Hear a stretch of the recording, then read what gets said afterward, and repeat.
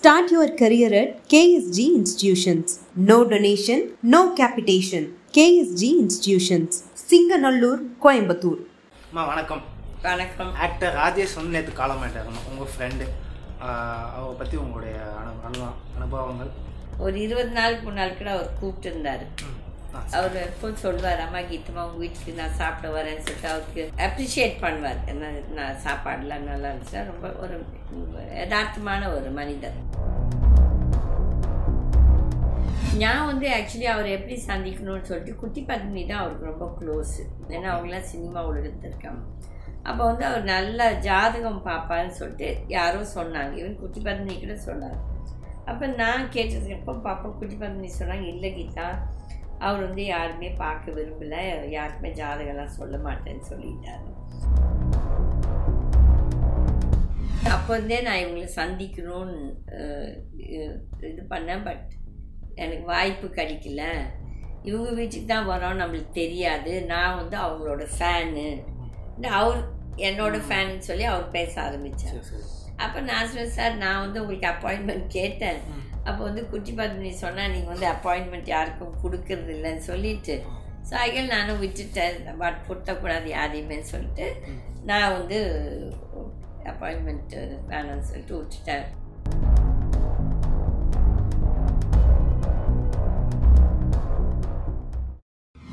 வணக்கம். வணக்கம். ஆக்டர் ராஜேஷ் வந்து நேற்று காலமாயிட்டாங்க. உங்கள் ஃப்ரெண்டு அவரை பற்றி உங்களுடைய அனுபவங்கள். எனக்கு வந்து ஆக்டர் ராஜேஷ் வந்து ஆக்சுவலி ஒரு 2.5 வருஷமாக தான் அவரை தெரியும்.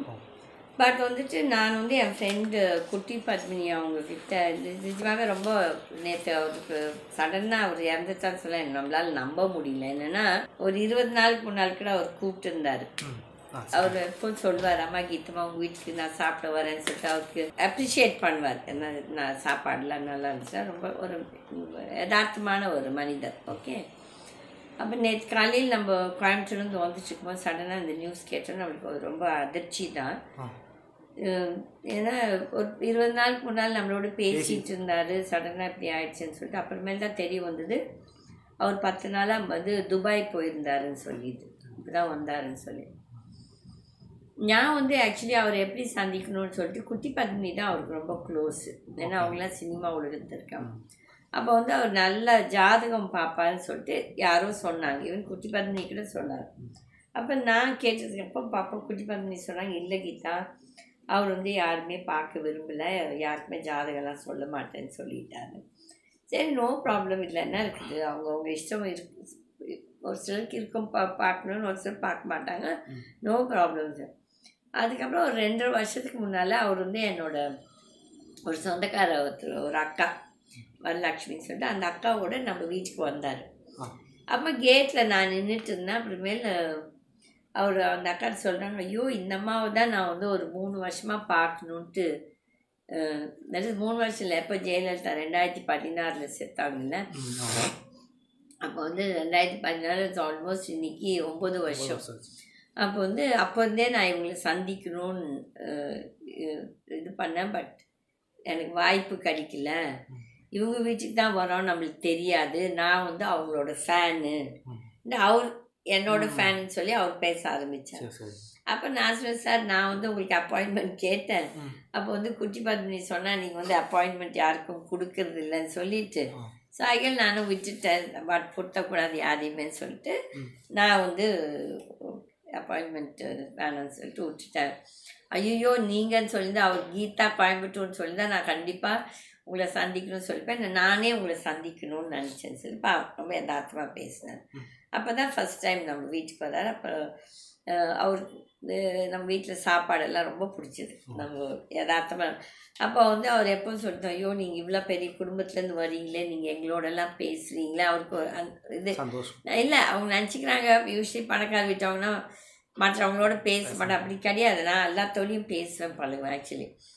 அதுக்கப்புறம் அவர் நிறைய தடவை பேசிகிட்டு இருந்தார். அதுக்கப்புறம் ஒரு நாள் வந்து அவங்க டாக்டர் வந்து வெளிநாட்டில் அமெரிக்காவிலேருந்து வந்தப்போ, இத்தமாக என் பொண்ணு வந்து உங்களை சந்திக்கணும்னு சொன்னாங்க. சொல்லிட்டு பேரன் பேத்தி அவங்க டாக்டர் அவங்க பையனை எல்லாத்தையும் கூப்பிட்டு வந்திருந்தார் நைட்டு டின்னருக்கு. வந்துட்டு போன அப்புறம் அப்போ தான் அவர் பார்க்கும்போது நான் சொன்னேன், என்ன சார் இப்போலாம் அழைச்சிட்டிங்க, இன்னும் உடம்பு சரியில்லையானா? அப்போ அவர் சொன்னார், இல்லை கீதம்மா, நான் வந்து எனக்கு ஹார்ட் அட்டாக் வந்து ஓப்பன் ஹார்ட் சர்ஜரி இல்லாட்டி ஸ்டென்ட் ஏதோ பண்ணாங்க கோயம்புத்தூரில் தான். சார் ஐயோ சார் கோயம்புத்தூர்னா சொல்லியிருக்கலாமே சார், நான் வந்து நான் எங்கள் வீட்டிலேருந்தே எல்லாமே உங்களுக்கு சாப்பாடெலாம் அனுப்பிச்சிருப்பேன் என்னென்னா. அப்போ அவர் சொன்னார், இல்லை எல்லோரும் அப்படி பேசுவாங்க, பட் வந்துட்டு எவ்வளோ பேர் நிஜமாகவே செய்வாங்க. நான் சொன்னேன், இல்லை சார் அப்படி கிடையாது, நீங்கள் எப்போ வேணாலும் கோயம்புத்தூர் வந்தால் நீங்கள் வந்து நம்ம வீட்டில் தங்கலாம்னு சொல்லிட்டு நான் சொன்னேன். பட் அவர் நினச்சிட்டாரு மற்றவங்களாம் சும்மா அது பேச்சு அளவுக்கு சொல்லுவாங்க, பட் ஆக்சுவலி செய்ய மாட்டாங்க. பட் சரி, அப்போ அவருக்கு நம்மளை பற்றி நல்லா ஃபுல்லாக தெரியல அப்போதுக்கு. அப்போ வந்து அவர் சொன்னார், இல்லை நாங்கள் இருந்தேன் 20 நாள் என்னமோ இருந்தேன்னு சொன்னார். நான் சொன்னேன், ஐயோ சார் சொல்லியிருந்தா நம்ம வீட்டில் இருந்தே இருந்திருக்கலாம், எதுக்கு நீங்கள் வந்து மற்றவங்க உங்கள் கூட ஹெல்ப்பர்ஸ் எல்லாமே கஷ்டப்பட வேண்டாமே. அப்போ இப்போ ரீசெண்டாக ஒரு நாள் வந்து சடனாக எனக்கு ஃபோன் பண்ணி, எங்கே இருக்கீங்க கீதம்மான்னு கேட்டார். அப்போ நான் சொன்னேன், சார் நான் வந்து கோயம்புத்தூரில் இருக்கிறேன். ஏன் சார்னு கேட்டது. இல்லை அவர் ஆக்சுவலி நான் சொன்னேன், ஏன் சார்னு கேட்டேன். இல்லை நான் கோயம்புத்தூர் வரேம்மா. நான் சார் நான் கோயம்புத்தூர் தான் இருக்கிறேன் சார், என்ன வேணும் சார் உங்களுக்கு, எப்படி வரீங்கன்னு சொல்லுங்கள், நான் கார் ஏர்போர்ட்டில் சரி ட்ரெயின்னால நான் கார் அனுப்புகிறேன். அவருக்கு ஒரே ஆச்சரியம், நிஜமாவே அவங்க மீன் பண்ணுறாங்களா? ஏன்னா ஒரு சார் வாயளவுக்கு பேசுவாங்க, வாங்க செய்யுங்க. நம்ம அப்படி கிடையாது, நம்ம யார் வந்தாலும் நம்ம எல்லாத்துக்குமே செய்வோம், இந்த சினிமான்னு சொல்லி அப்படி கிடையாது. அப்போ வந்து அவர் வந்து அப்போ நான் சொல்கிறேன், சார் நீங்கள் எங்கே தங்குறீங்க? இல்லை ஹோட்டல் ஏதோ சொன்னார் அவங்க ஃப்ரெண்டு. அப்போ அவர் சொல்லலை என்ன ரீசனுக்காக வராருன்ட்டு. அப்போ வந்து நான் சொன்னேன், சார் எதுக்கு சார் ஹோட்டலில் போய் தங்குறது, நம்ம வீட்டிலே வந்து தங்கலாம், உங்களுக்கு எங்கள் வீடு பிடிச்சதுன்னா நீங்கள் தங்கலாம் சார், உங்களுக்கு ரூம்ஸ் பிடிக்காட்டி நீங்கள் போய் வெளியே தங்கிக்கோங்க சார். அப்போ வந்தார், வந்து நைட் டின்னர் சாப்பிட்டுட்டு எல்லாம் இருந்துட்டு. அப்போ அவர் என்கிட்ட சொன்னார், நிச்சயமாக எல்லோரும் வாயளவுக்கு பேசுவாங்க. யூஸ்வலி நம்ம கோயம்புத்தூரில் இருக்கிறீங்களான்னு கேட்டால் உடனே அவங்க என்ன சொல்லுவாங்க, நாங்கள் வெளியூரில் இருக்கிறேன்னு சொல்லுவாங்க. பட் நீங்கள் அப்படி இல்லாமல் யதார்த்தமாக இருந்தேன். நான் சொன்னேன், சார் நான் ஆக்சுவலி அன்றைக்கோ இல்லை அடுத்த நாள் கிளம்புறதா இருந்தேன் மெட்ராஸுக்கு. பட் நீங்கள் வரேன்னு சொன்னதால இட்ஸ் ஓகே, நான் இருந்தாலும் இல்லாட்டி எங்கள் ஸ்டாஃப் உங்களை நல்லா பார்த்துப்பாங்கன்னு சொல்லிட்டு இருந்தேன். அப்போ வந்து அவர் வந்துட்டு அவருக்கு நம்ம வீடு ரொம்ப பிடிச்சிது.